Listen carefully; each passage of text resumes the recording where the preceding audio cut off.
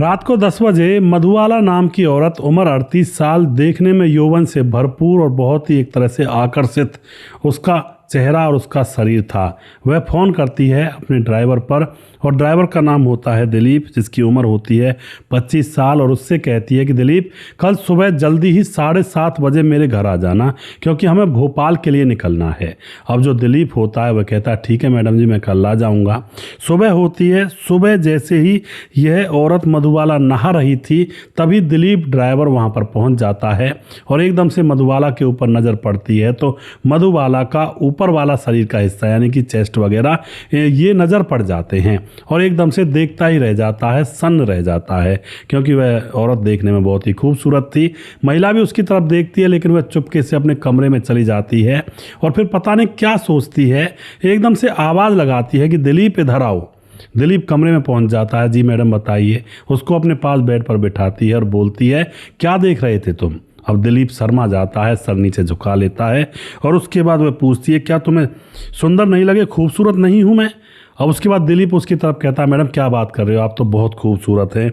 और उसके बाद दोस्तों यह अपना पल्लू नीचे गिरा देती है और कहती है कि देखो क्या मैं कितनी खूबसूरत हूँ, कितनी तुम्हें खूबसूरत लगती हूँ, और ये गौर से देख लो, तुम ऐसे क्यों देख रहे थे दूर से। अब यह बात जब कही जाती है तो जो दिलीप होता है आपे से बाहर हो जाता है, और देखने के चक्कर में इन दोनों के तन बदन में आग लगी हुई थी और दोनों के संबंध बन जाते हैं। आज इनके संबंध यहाँ पर बुरी तरह से बन चुके थे, लेकिन मधु वासना का वो अंधा कुआं थी दोस्तों, जो भरने का नाम ही नहीं लेती थी। और लोगों से भी मेल मिलाप किए, और फिर एक दिन कुछ ऐसा होता है यहाँ पर जो लोगों के मन में विचार करने योग्य वाली बात है। मधु के ही खानदान के 2 लोगों की जान चली जाती है, मधु के ही ससुराल में। क्या हुआ था पूरी कहानी जानेंगे, वीडियो को लास्ट तक जरूर देखिएगा। बड़ा ही रोचक मामला है, और इस मामले से उन बहन बेटियों को बहुत सीख मिलने वाली है जो कई बार वासना के अंधे कुएं में कूद जाती हैं जाने अनजाने में। तो यहाँ से उनको बहुत कुछ सीखने को मिलेगा, थोड़ा ध्यान से और पूरी कहानी जरूर देखिएगा। नमस्कार, मैं हूं सुदेश कुमार और तिरछी बात चैनल में आपका स्वागत है। यह घटना मध्य प्रदेश के जबलपुर के अंदर घटित होती है। जबलपुर के अंदर दौलत राम नाम का एक शख्स रहा करता है, जिसकी 3 बेटियां हैं, और एक बड़ी जो बेटी है उसका नाम मधुबाला है। मधुबाला पढ़ती लिखती, स्कूल जाती, स्कूल से आती, और कॉलेज में भी उसका एडमिशन हो चुका था। अब जो मधुबाला होती है वो जवान इतनी सुंदर लगा करती थी। जब वह जवान हुई थी और जवानी की कोपलें नई नई उभरी थी, तो उसके चारों तरफ भंवरे मंडराने लगे थे। गांव के लड़के, कॉलेज के लड़के, और तो और स्कूल के लड़के भी उसके आगे पीछे घूमा करते थे। अब तो लड़कों के साथ जब इतना घूमना फिरना हो जाता है तो उनके साथ ये संबंध भी बनाने लगती है। इसको मज़े आते हैं इस तरह के काम करने में। धीरे धीरे संबंध बनने लगते हैं तो कई लड़कों से इसके रिलेशनशिप हो जाते हैं, यानी कि संबंध बन जाते हैं। और उसके बाद जब कई लड़कों से संबंध बनते हैं तो सीधी सी बात है, कोई ना कोई लड़का बाहर बात लीक करेगा और बात गांव में फैल जाएगी। या फिर ऐसा होगा कि आज उस लड़के के साथ गई और पहले कह रहा था दूसरा लड़का कि आज मेरे साथ चलना है, तो उसकी बात ना मान करके किसी दूसरे लड़के के साथ चली गई तो उसको गुस्सा आएगा। तो जाहिर सी बात है जितने ज़्यादा यार दोस्त होंगे लड़की के, तो वहाँ पर मामला खुलने का मैटर कुछ ज़्यादा ही बनता है। अब तो गांव के अंदर यह बात फैल जाती है कि भाई ये लड़की बिल्कुल इधर उधर घूमती है, लड़कों के साथ कोई भी जा सकता है इसके साथ, और सबको हंसकर बुलाती है। जब गांव के अंदर ये बात फैलती है तो माँ बाप के पास भी ये बात आ जाती है। अब जो पिता होता है दौलत राम, उसने बड़े नाजों से अपनी बेटी को पाला था, सारा प्यार उड़ेल दिया था उसको पालने पोसने में। लेकिन जब बेटी की करतूत का पता लगता है तो पिता के तो कहता ना कलेजा बैठ जाता है कि क्या मैंने अपनी बेटी को इसीलिए यही दिन देखने के लिए बेटी के ऊपर इतना लाड प्यार किया था कि बेटी मेरी नाक कटवा दे समाज के अंदर, गाँव के अंदर। अब पिता के कलेजे पर बहुत ज़्यादा भारी जोर पड़ता है, करे भी तो करे क्या, बेटी को समझाता है बेटी, लेकिन फिर भी नहीं मानती, अभी भी लड़कों के साथ घूमती रहती है। तो पिता को लगता है कि अब इसकी शादी कर देने में ही समझदारी होगी, क्योंकि अब यह रुकने वाली है नहीं। खूब समझा लिया लेकिन मानती ही नहीं है। उसके बाद जो पिता होता है इसके लिए लड़का ढूंढता है, और लड़का ढूंढा जाता है सुभाष नाम का। इस लड़की की उम्र हो चुकी थी 20 साल। 20 साल में सारे गुल इसने खिला दिए थे। गाँव का कोई ऐसा लड़का नहीं था जिससे इसने बात ना की हो। और अब इसके लिए जो सुभाष नाम का लड़का ढूंढा जाता है उसकी उम्र होती है 30 साल। वह फॉरेस्ट डिपार्टमेंट में बड़ा अधिकारी था और जो सुभाष था वह विदुर था, क्योंकि इस लड़की के लिए कई लड़कों से भी पिता ने बात की थी, तो वह लड़के इस लड़की का बैकग्राउंड देख करके शादी से मना कर दिया करते। अब जो सुभाष नाम का लड़का है यह विदुर था। इसकी पहली पत्नी मर चुकी थी, इसका बेटा था 7 साल का, घर पर इसका पिता था रामदीन। तो ये दोनों पिता पुत्र और इनका एक बेटा 7 साल का यही रहा करते थे। और यह सुभाष बहुत बड़ी नौकरी में था, फॉरेस्ट डिपार्टमेंट की में बड़ा अधिकारी था। तो अब सुभाष को एक्सेप्ट करना पड़ता है कि भाई चलो मेरे बेटे की देखभाल यह औरत कर लेगी और आगे मेरा वंश चलेगा। तो सुभाष इससे शादी करने के लिए तैयार हो जाता है। इसकी शादी बड़े धूमधाम से करवाई जाती है सुभाष के साथ मधु की। लेकिन दोस्तों 10 साल का गैप था। सुभाष ज़्यादातर नौकरी पर रहा करता, मधु ज़्यादातर अकेली रहा करती। और जब भी ये मिला करते तो मधु को जो सुख गांव के लड़कों ने दिया था, जवान जवान लड़कों ने, स्कूल के कॉलेज के लड़के, वो सुख कहीं ना कहीं सुभाष देने में असमर्थ था। वो फुर्ती नहीं थी उसके अंदर। तो मधु थोड़ा उदास रहा करती, लेकिन पैसे बहुत आते थे तो इसलिए चुप रहा करती। इतना सुख सुविधा उसने कभी गाँव में नहीं देखी थी जितनी सुख सुविधाएं यहाँ पर पति के घर पर मिल रही थी। तो वह ज़्यादा कुछ कहा नहीं करती थी। जो मधु होती है सुभाष के 7 साल के बेटे पर खूब प्यार उड़ेलती है। अपना ही माँ बना लिया था उसने उसको। धीरे धीरे समय गुजरता है, 2 साल गुजर जाते हैं। 2 साल गुजरने के बाद मधु के पेट में भी बच्चा ठहर जाता है और उसको भी एक बेटा पैदा हो जाता है। मगर अब परिस्थितियां बदल जाती हैं। 2-3 साल बाद जब बच्चा अपना पैदा हो जाता है तो अब पति के पहले बेटे से वह प्यार करना कम कर देती है और सौतेलापन उसके व्यवहार में आ जाता है। तो अब उस बेटे के साथ दुर्व्यवहार करने लगती और जो पति होता है झगड़े करता कि मेरे बेटे के साथ ऐसा क्यों कर रही है।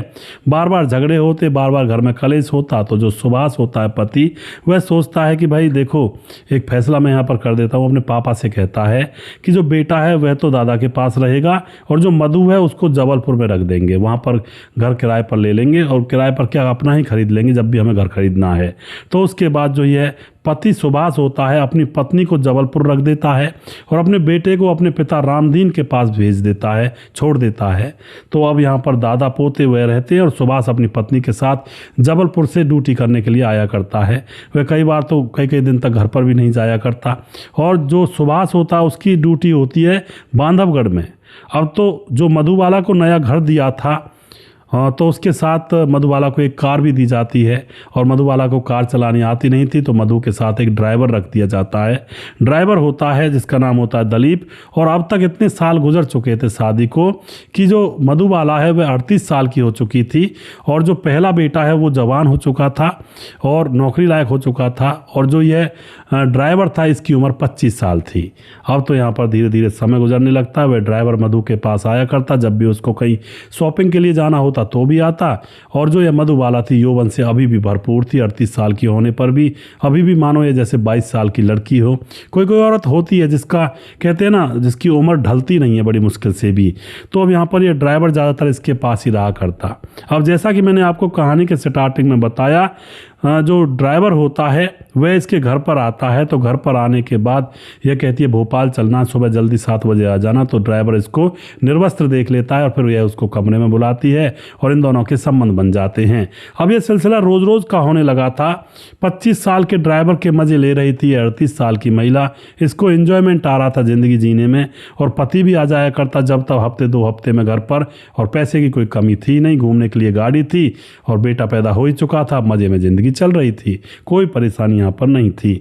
लेकिन एक दिन ऐसा होता है इन दोनों को गाड़ी ले जा करके ओयो होटल में घुसते हुए कोई देख लेता है और वह इसके पति को बता देता है। अब तो यहाँ पर गांव वालों को पहले ही सकता जिस कॉलोनी में ये रह रहे थे तो भाई ये ड्राइवर इसके घर में रहता है, जवान औरत है, कुछ ना कुछ इनके बीच में चक्कर तो ज़रूर होगा। तो अब इन्होंने गाँव वालों ने या फिर पड़ोसियों ने देख ही लिया था वह होटल में जाते हुए। तो अब इसके पति से कह दिया जाता है, पति को पता लगता है, वह झगड़ा करता है, मैंने तुम्हें विश्वास के ऊपर छोड़ा हुआ था और फिर तुम ऐसा काम कर रही हो यहाँ पर। लेकिन दोस्तों मधुबाला का तो यह अभ्यास था, एक्सपीरियंस था। पहले भी लड़कों के साथ घूमती और पति के साथ जब तक रही तो कोई दिक्कत नहीं। और अब पति दूर है तो ड्राइवर पास है और वो भी जवान 25 साल का। तो ये अपनी बात से बाज कैसे आ सकती है। उसने तो न जाने कितने घाट का पानी पहले पी रखा है और अब तो साफ साफ मौका है, ड्राइवर घर में पड़ा रहता है तो वह कैसे रोक पाएगी। तो अब यहाँ पर पति से झगड़ा होता है। अब धीरे धीरे दोस्तों झगड़ा होते होते अब कुछ समय और गुजर जाता है और 8 साल गुजर जाते हैं। 8 साल गुजरते, अब 38 साल की अभी हुई थी, 8 साल पहले गुजरे थे। तो अब क्या होता है, जो सुभाष होता है ड्यूटी पर ही हार्ट अटैक आने से उसकी मौत हो जाती है। तो उसकी मौत का दुख तो चलो सबको था, पिता को बहुत दुख था, बेटा भी जवान हो चुका था, उसको भी दुख था, जो पहला बेटा था वो जवान हो चुका था, दूसरा भी जवान हो रहा था। अब यहाँ पर क्या होता है दोस्तों, जो पहला बेटा होता है वह जॉब का अधिकारी हो सकता था, अगर जॉब उसके पिता की जगह उसको लगाया जाता। दादा बोलता भी है कि बड़े बेटे को जॉब लगा देते हैं, इसकी ज़िंदगी बन जाएगी, लेकिन दोस्तों वह औरत नहीं मानती है।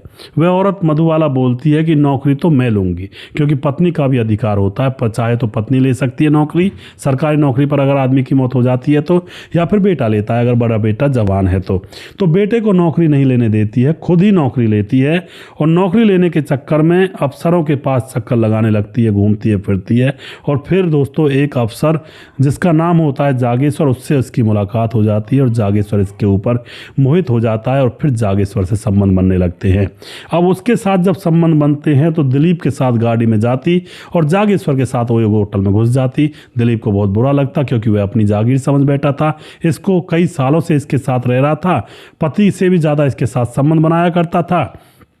दिलीप को आपत्ति होती है, दिलीप विरोध करता है। यहाँ पर क्या होता है, दिलीप विरोध करता है, भाई उसकी महबूबा थी कई सालों से और वे दूसरे की बाहों में झूल रही है, उसको बड़ा बुरा लगता है। लेकिन जैसे ही दिलीप विरोध करता है तो वह एकदम से कहती है कि तुम्हें अपनी औकात का मालूम है, तुम मेरे ड्राइवर हो, तुम मेरे ऊपर अंकुश नहीं लगा सकते। और फिर वह दिलीप को नौकरी से निकाल देती है और अपने लिए एक नया ड्राइवर रख लेती है। मज़े में थे दोस्तों, मज़े में थी पूरी। अब उसके बाद नया ड्राइवर रख लिया था, दिलीप को निकाल दिया गया था। फिर एक दिन क्या होता है, एक दिन उसका जो खुद का बेटा था वह गायब हो जाता है। और वह जब गायब हो जाता है तो बस यह मामला गड़बड़ हो जाता है। और फिर दोस्तों अब वह जब गायब हो जाता है तो इसके पास फ़ोन आता है कि 5 लाख रुपए दो और अपना बेटा ले जाओ।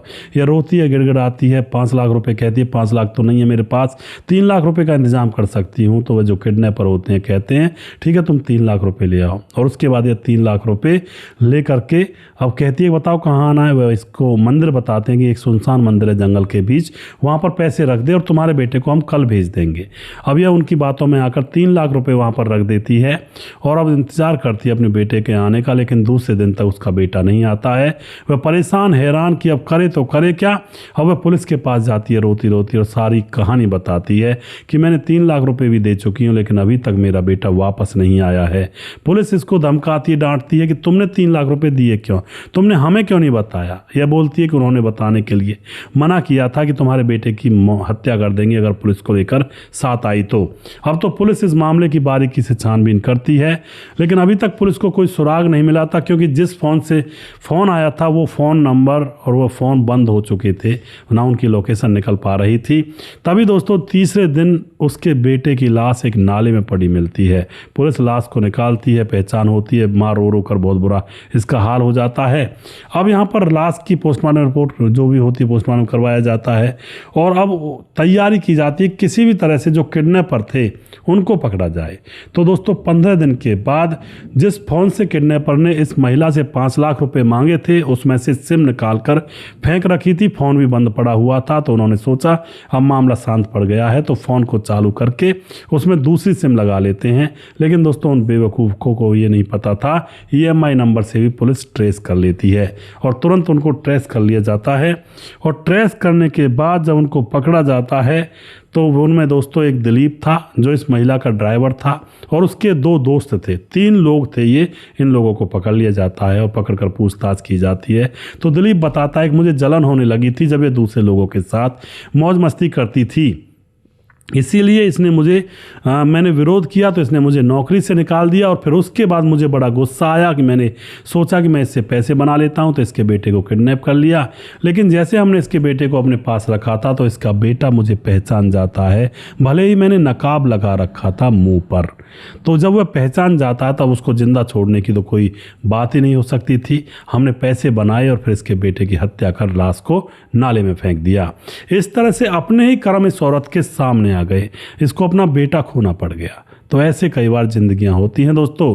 जिंदगी बहुत छोटी होती है, जीवन बहुत ही क्षण भंगुर है, इसमें छोटी सी भी गलती की गुंजाइश नहीं होती। अगर गलती हो जाती है तो समझो जीवन गया, फिर उसके बाद रिकवर होना बहुत मुश्किल हो जाता है। तो कभी जीवन में ऐसा कुकृत्य करें ही ना। पति है, पति के साथ ईमानदारी से रहें, घर बसाएं, बच्चों की तरफ ध्यान दें। दूसरे पुरुष पर पुरुष और इधर उधर अय्यासी करना, मौज मस्ती करना, ये एक ना एक दिन ले डूबता है इंसान को। कोई ना कोई घटना ऐसी होती है जहां पर इंसान की जान चली जाती है। तो आप क्या कहना चाहते हो दोस्तों इस घटना के बारे में? अपनी राय कमेंट बॉक्स में लिख सकते हैं और लोगों के साथ शेयर कर सकते हैं। वीडियो के लास्ट में कुछ भाइयों के नाम जरूर लेना चाहूँगा जो हमारे वीडियोज़ को लगातार देखते हैं और हमें खूब सपोर्ट करते हैं। हमारे साथ हैं प्रेम सिंधे कमेंट करते हैं, धीरज बनवाल कमेंट करते हैं, भीमदत्त जोशी कमेंट करते हैं, समाधान पाटिल जलगांव महाराज से कमेंट करते हैं और उसके बाद सुजीत कुमार कमेंट करते हैं, मनोज श्रीवास्तव जी कमेंट करते हैं, जिला गोपालगंज बिहार 28 वार्ड नंबर 23 से कमेंट करते हैं, वीरेंद्र शर्मा कमेंट करते हैं, उसके बाद निभाराम कमेंट करते हैं, राम गोसाई, किरण शुक्ला हैं, विमल कुमार, स्वपन डे, प्रवीण बघेल से पुरी से, सूरज जी और फिजी से कमेंट करते हैं, लगातार हमारे वीडियोज़ पर बने रहते हैं। और उसके बाद निभाराम दोबारा से, लक्ष्मण ढेलू कमेंट करते हैं, पवन कुशवाहा कमेंट करते हैं, रजत सैनी है, मोनू जैन है, गुरप्रीत सिंह कमेंट करते हैं, राम मोहम्मद यासीन लाहौर पाकिस्तान से कमेंट करते हैं, राधेश्याम शर्मा सिरसी जयपुर राजस्थान से कमेंट करते हैं, राजकिशोर चौरसिया महाबलेश्वर महाराज से कमेंट करते हैं, दुर्योधन भाई कमेंट करते हैं, सुशील चौधरी हमारे लगातार कमेंट करते हैं, छगनदास खारडाबाद राजस्थान से कमेंट करते हैं, मुकेश कुमार यूपी तरासी से कमेंट करते हैं और ब्रजेश भाई हमारे लगातार बने रहते हैं हमारे साथ। अगला वीडियो बहुत जल्दी फिर से लेकर आऊंगा, तब तक आप खुश रहें, सावधान रहें। जय हिंद, जय भारत।